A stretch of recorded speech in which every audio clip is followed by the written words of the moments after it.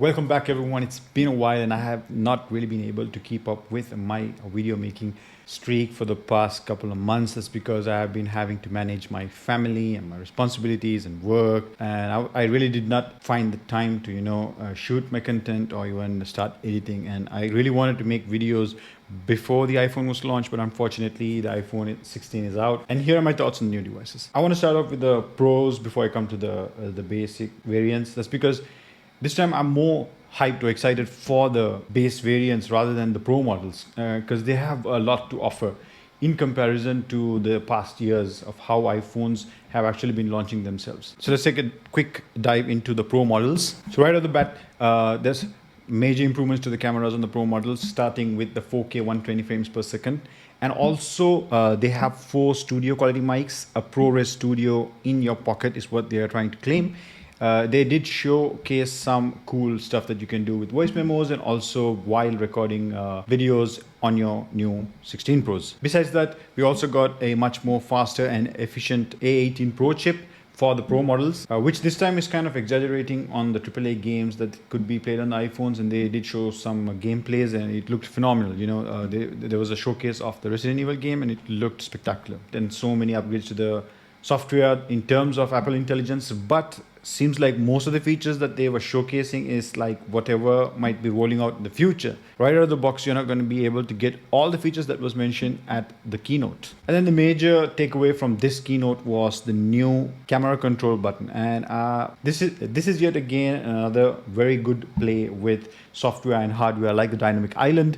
This one, when you pressure touch this, you can see visually the screen bending in to show controls of your camera and free yourself from other distractions on the screen, which allows the user to take better photos, is what they claim. And also there are a few new gestures that we'll have to adapt to if you're getting your hands on one of these.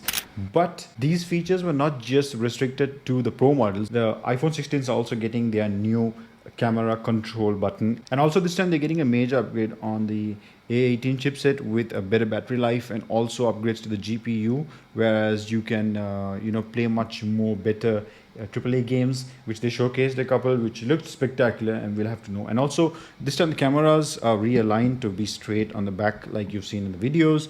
And also it's not just 2, but with the 2 lenses, you're capable of utilizing them like 4 different kinds of cameras. And also they claim that this was the first phone to be designed specifically for the Apple Intelligence, just like the Pro models. I know there's no promotion, but it really does not make a difference on an iPhone. I've tried 60 Hertz and also 120 Hertz or ProMotion, but I can't really tell the difference on an iPhone.